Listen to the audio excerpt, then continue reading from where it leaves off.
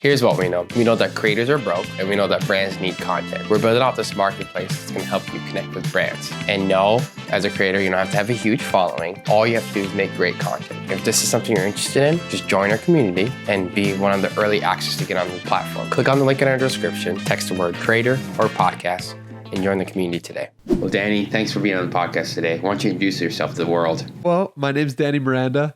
I am 26 years old, a podcaster, writer, creator, just person who loves expressing my truth and the things that I've learned along the way to help other people. I love talking to people. I love interviewing people.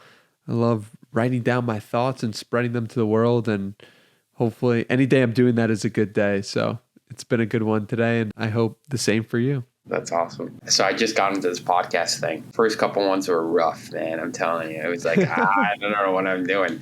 But as I'm going through it, or as I'm doing more podcasts, it's like, you know what? Just have a conversation, see where it goes, right? And that's the kind of path that I'm taking right now. But podcast, why podcast for you? Why a writer for you? When did you get into that? For the podcasting, I mean, I like to say, if you have 3 conversations a day and you've been having conversations since you were 5, you've had more than 20,000 conversations. And what does Malcolm Gladwell say? Like, do something 10,000 times and you're an expert. We're all experts in conversation here, so there's no pressure because we're already amazing at it. We're already experts.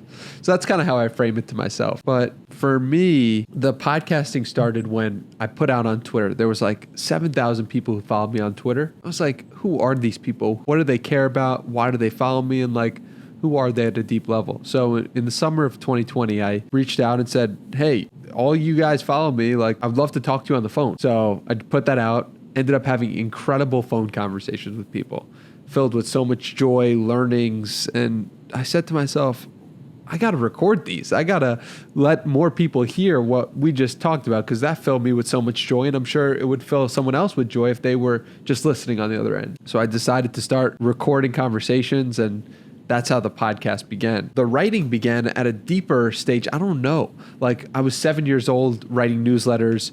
When I went to first grade, I said to my friend, like, what's good with the New York Times? Like, why are my parents reading the New York Times, and why don't we create our own newspaper? And so that was first grade me, right? And I was always creating blogs and always tweeting since like 7th grade, 8th grade, 10th grade. So it's just been in me to write, and it's just been my natural way to express myself since I was a young kid. That's dope, man. That's dope. Yeah. How'd you get up to 7,000 followers on Twitter? So when I graduated college, I said to myself, okay, I don't really want to work for anyone. I want to make money my own way on my own. So I said, what's the best way to do that? And for me at the time, it was e-commerce and selling products online.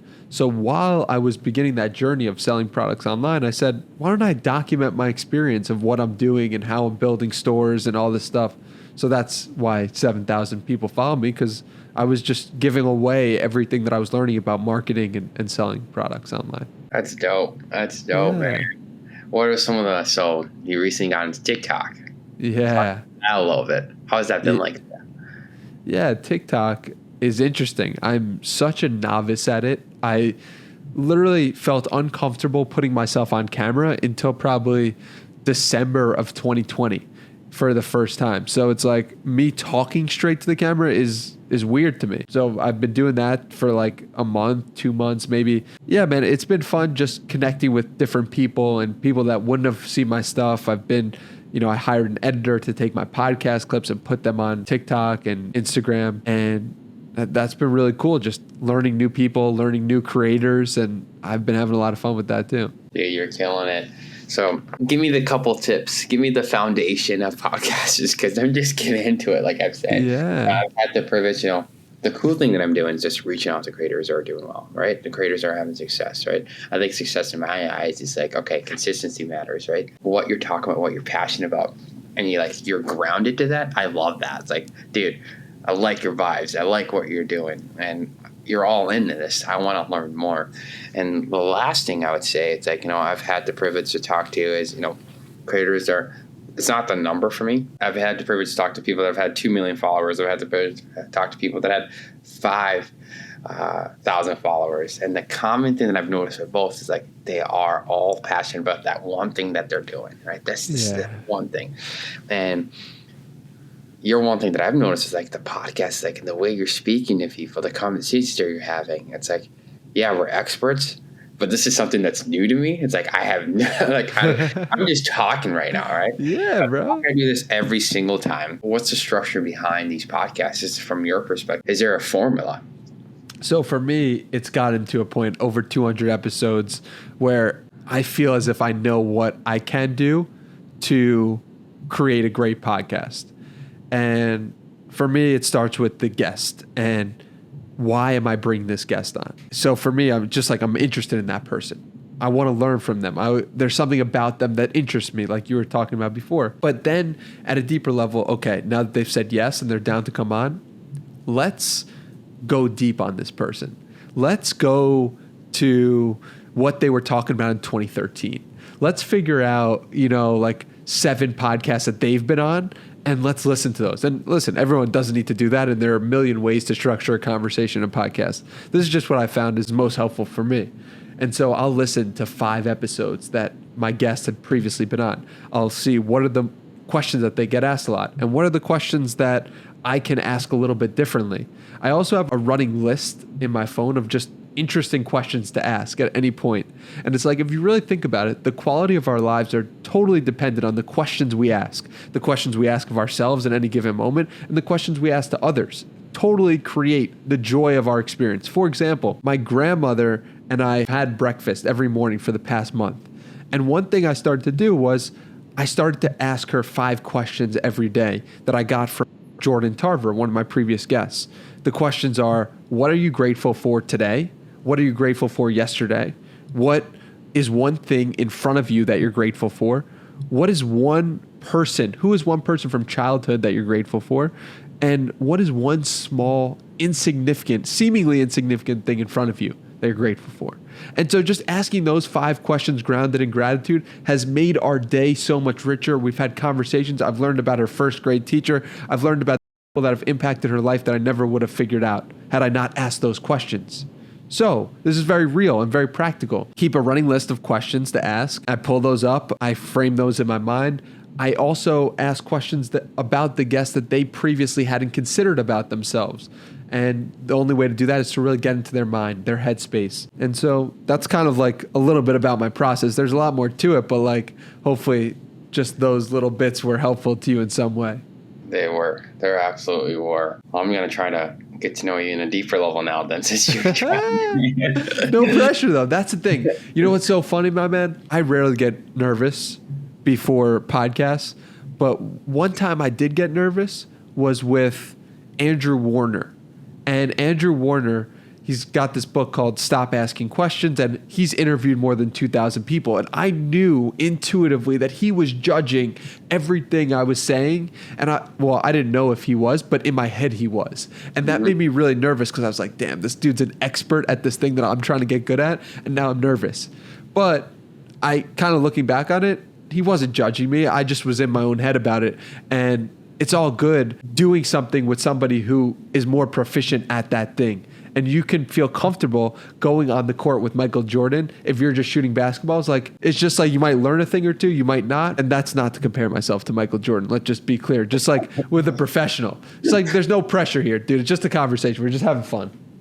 I love it. So let's get into it now more. One of the things that you've told me before is that you're grounded.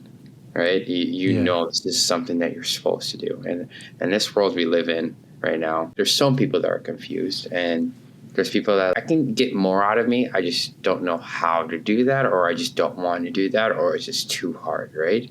I mean, we know that, right? My siblings, I know that they can do more, right? I know I can't change someone. I know that if someone really wants to change, they have to do it for themselves, There's things that I can bring to in front of them, show them, tell them, being consistent. There's things that I can do, right? So my questions for you is like, how do you get grounded, dude? How do you know that you really want this? I started listening to myself every day, minimum of 15, 20 minutes. And when I didn't listen to myself on any given day, I just listened to myself the next day. Like, it was all good. Like, whether that's meditation or that's journaling or that's taking a walk where you're literally just going to say, I'm going to listen to my mind and where my thoughts go. We spend a lot of time running from our thoughts, a lot of time running from who we are because we want to impress this person, because we were told that this is the way we should do things. But when I really started listening to myself, I started to understand who I was at a deeper level. And once I understood who I was at a deeper level than what just society was telling me I should be at the top, I was like, wow, I really know what I need to be doing in any given moment. I'm having these great conversations. Okay, let me listen to that. Let me surrender to that. I never could have had the idea to start a podcast on my own. It wasn't that. It was the universe or the situations that happened led me to start a podcast because I had such great conversations. So I guess my point is that only by listening to myself, before I ever started the podcast, I took 5 days and literally just listened to myself. No technology, no anything, just a retreat of like listening to myself. And I was like, oh, I'm going to start a podcast. And I listed out 100 guests that I wanted to have on. But what I'm doing now is just a reflection of me daily listening to myself and meditating and taking walks and journaling. That's how I've become grounded, by listening. That's amazing, man. Next question I have for you. It's sometimes hard to be consistent, you know? Listening to yourself, is it just like writing your thoughts down? Is it, I have this idea, writing it down or executing right away? Is that what you mean by that, listening to yourself? Listening to myself, the primary way I do it is meditation. That doesn't mean that's the best way. It just means that that's the way that I feel called to in this moment. Previously, like in the past 2-3 years, listening to myself has meant just journaling 750 words, stream of consciousness. Whatever comes to mind, you write down. Be like, I don't want to write anything right now, or I can't think of anything to say. And literally writing that and typing that out. And when you stream of consciousness, your 750 words, you then have a reflection of what your mind is actually saying in any given 15-minute increment or 20 minutes, whatever.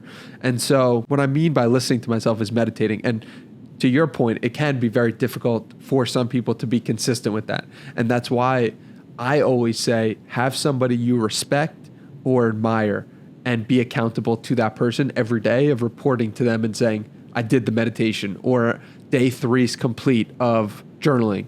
And then at a certain point, maybe it's for you, maybe it's 15 days, maybe it's 30, maybe it's 45. You then start to not want to let yourself down. And that's where it gets really fun because you're like, your own accountability partner. But I highly recommend when you're just starting to have somebody who's maybe done what you're doing or want to do and ask them questions about the best way to do it or how it feels comfortable to you or just to let them know that you did it. I think that's made a huge impact on my life is using somebody else that I respected to do the thing that I wanted to do. I got you. Tell me about your college career. I mean, when you went to college, after college, what the transition to that? What did you go to school for? I was lost, man. I was absolutely lost because school wasn't a system that was for me in any real way. I felt as if I wasn't going to school for myself. I was going to school to accomplish my parents' dreams and living out their dreams. And, you know, I think it's good that I went and I'm happy I went. But I also know that I wasn't living true to myself. What I went to school for was partying. Like I just partied away the deep misunderstanding of myself because I didn't want to reflect on why I felt uncomfortable at school, why it wasn't for me, why I felt like I was being pigeonholed into this box that wasn't authentic or real to me. I was like, okay, I'm going to go the complete opposite direction and just party nonstop. And I don't say that like to brag or like in any good way. Like I just didn't understand myself. So because I didn't understand myself, I went to the path of least resistance. I went to school. I got a degree in political science at Binghamton University in upstate New York, but I didn't really learn political science. I just drank my sorrows away, but I didn't even know they were sorrows. How did you dig yourself out of that then? And you just, again, meditation, listening to yourself and things like that. But like, when was the point when you started digging, I guess? Yeah, that's a good question. I started digging September 2019. I started to meditate because I was in a job that I didn't like.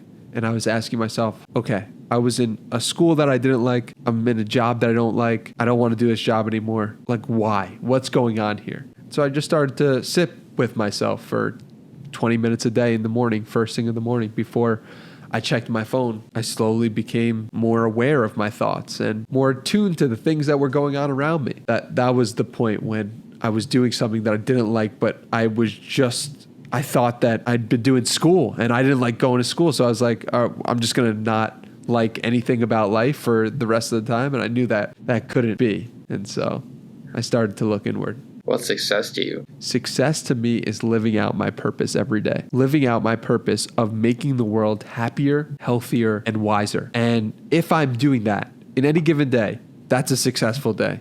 Check it off, baby. We're doing the damn thing. Like, that is winning. And something tells me if I stay aligned with that mission every day, my life will be winning, because that is when I'm most whole. That is when I'm most real. That's when I'm most myself. And that's when I'm helping the most people. It's when I'm living out the mission of making the world happier, healthier, and wiser. And guess what? In order to make the world those things, I first need to make myself those things first, so that I can impart the lessons or show or inspire in that way. So that's what a successful day, week, month, year, life is to me: making the world happier, healthier, and or wiser. I live in a world that we get the opportunity to work with some awesome creators and some awesome brands in what we're doing, right? We're working on developing marketplace and understanding and learning and getting information and data. Okay, how does things work on the TikTok space, right? That's what I live in, right? One of the questions that I'm getting to is the TikTok. I mean, you have to be real in that space, right? You have to be you. You have to document the things that you're interested in. You have to just go all in to see the success and the consistency. TikTok can be brutal from a comment perspective. People that comment, they just say it. They just go off, right? And yes, it's easy to say, I don't value their opinion, but sometimes it gets to people, right? What would you say to that? Talk about that. I know that everything I'm putting out is filled with love. And so my intent is to love the other person truly and give some value and give some love to the other person. And when it doesn't land, when something I'm saying gets taken out of context, I just want to respond to that person with love and hope they understand. I mean, I'll give you a real example. So basically what happened is I posted a video. Someone responded to that video saying, this is not true at all. And here's why it's not true. And this is so incorrect. How dare you post this, basically. And I said, I'm sorry you feel that way. If you watch the whole video, maybe it would have landed for you. But I respect what you're talking about, and I could see where you're coming from. And that person responded back and said, oh my God, like, I didn't expect you ever to respond, like, or see this or whatever. And like, thank you for commenting. And so my point is basically treat somebody with love. Like, people talk about haters, people talk about trolls, people talk about people leaving negative comments. I'm here to meet those negative comments with love, because I think it's so important. If you know that your intent is to put out love, if that gets misunderstood, it's all good. Like, it's part of the process, and it's going to happen inevitably. So yeah, that's what I'm here for. I love it. I love it. What's next for you? What's next for me is living out that mission every day. Okay. If I can make the world happier, healthier, and or wiser every day, that's what's next. And hopefully that will always be next. And getting better in touch with myself as a human being. Who am I really? What do I care about? How well can I listen to myself and others? And the better I can listen to myself, the better I'll be able to listen to the world as well. All right. Why don't you talk to that one person that's listening right now? Leave them with one message out of the whole conversation we just had. Tell them that one message out of this whole point of listening to this podcast. Here's what I want you to get. I want you to better get in touch with yourself and love yourself. And if you could take anything from this podcast, it would literally be to start writing 100 times a day, I love myself. Or if 100's too much, start writing 10 times a day, I love myself. And build the habit of loving yourself, of writing to yourself that you love yourself, of literally looking in the mirror and saying, I love myself. It is the single greatest habit that I've built. It is something that I wish more people could do. It would make me so happy if you did this, because I think this could be the one thing that you do that puts you in a completely different headspace a month from now. You could have all the money in the world, but if you don't have the love for yourself, it doesn't mean anything. And that's something that I learned, not having all the money in the world, having a little bit, but realizing that it didn't matter. If what I was doing was unfulfilling to me, and if I wasn't loving myself, it didn't matter. And so that's the one message. The one message is to love yourself. I really hope this little thing here helped you get yourself to start loving yourself. Danny, I really appreciate your time today. I really appreciate you being on the podcast today.